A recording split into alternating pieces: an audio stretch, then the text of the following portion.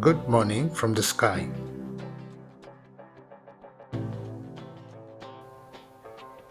Can Mona Lisa fly away again?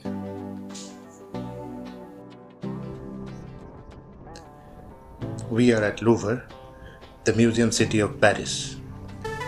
Louvre Museum is the largest treasure land on this planet. Some 900 years ago, Louvre was built as a fortress with towers.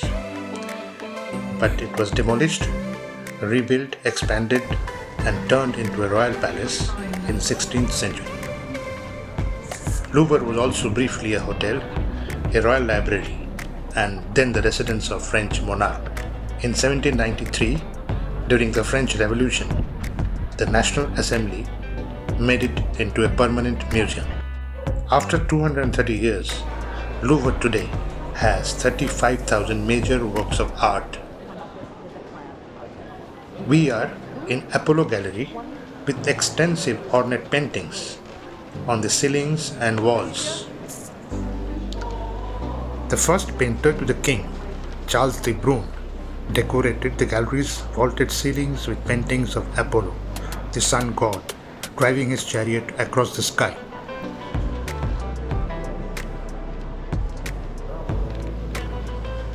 Louis XIV had particular passion for pots made of precious stones.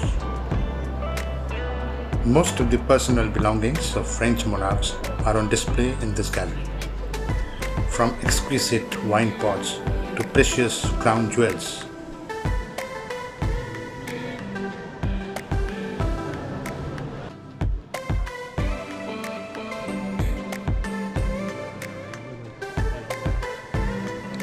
It has the Regent diamond of 140 carats, nearly 40 carats bigger than the famed Kohinoor.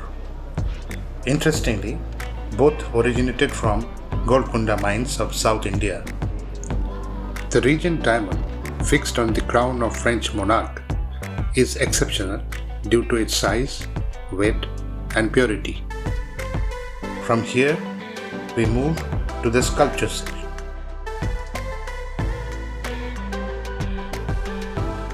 The Victory statue of Nike is a masterpiece. Observe the balance of her body against the wind. Broken pieces of the statue were retrieved from Samothrace, Greece, and rebuilt.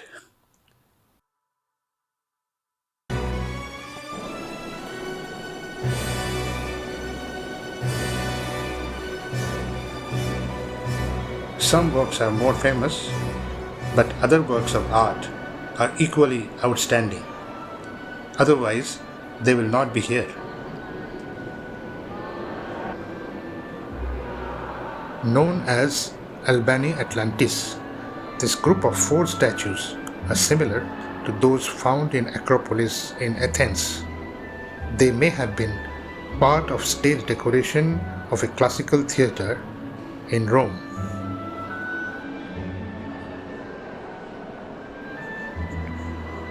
In 1819, Theodore Géricault created this famous oil and canvas painting of the shipwreck. This was based on an actual tragic incident the previous year.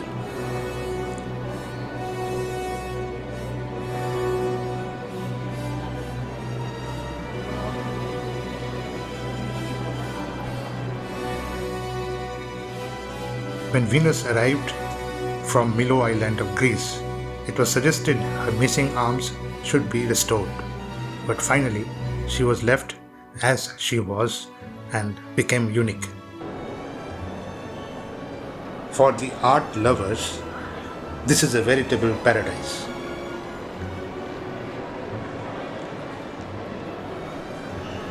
Louvre Museum is very well maintained. Almost every room has seats for the tourists.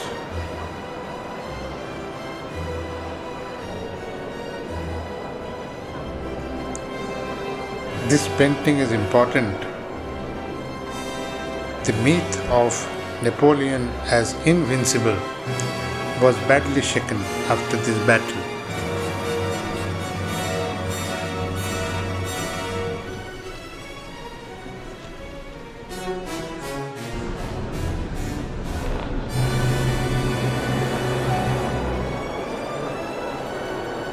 The wedding at Cana by Paolo Veronese was seized by Napoleon's forces in Venice, Italy, and brought to France.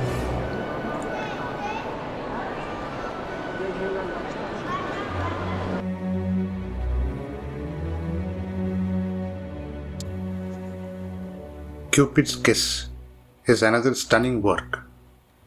It instantly conveys the sense of deep love.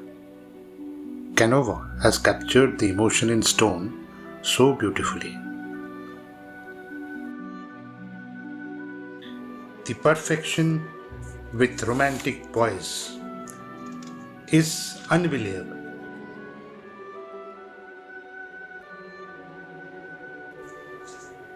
Now we are in front of one of the smallest paintings in Louvre. It is Mona Lisa. This priceless work of art is Leonardo da Vinci's ultimate creation. Mona Lisa is a portrait of Lias Giosondo of Florence.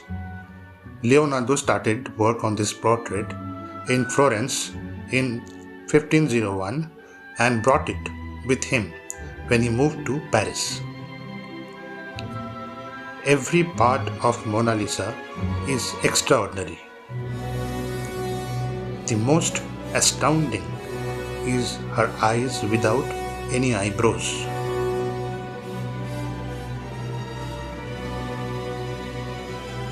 And her smile is so exceptional.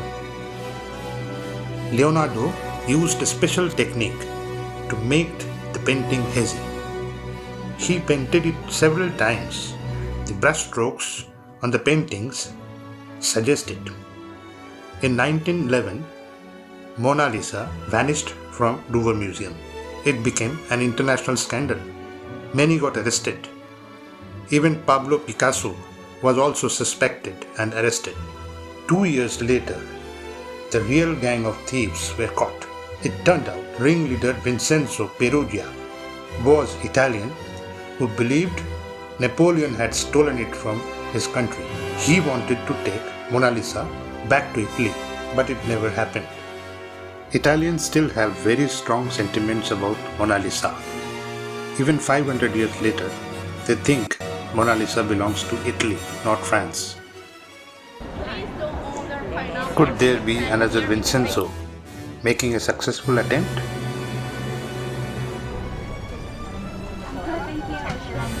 There are good cafes inside Louvre for breaks.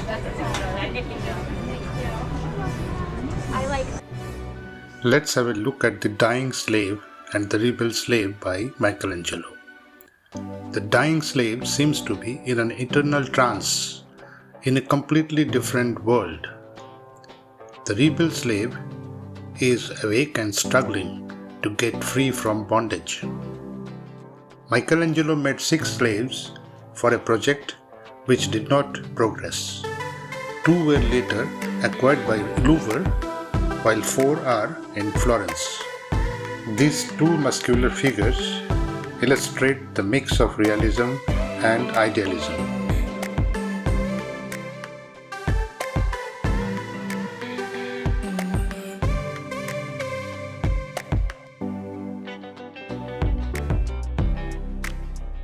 "3,700 years back, the king of Babylon wrote perhaps the first legal code in the world.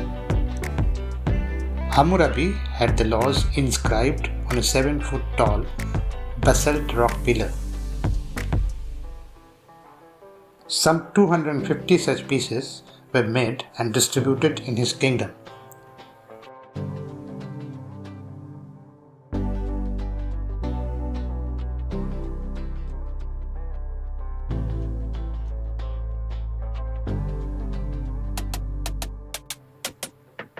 This 4,400-year-old statue was found in 2 pieces in the ruins of ancient city Mara, which is now Syria. Made from alabaster shells and lapis stone, this small wonder is so beautifully designed that one should not miss it.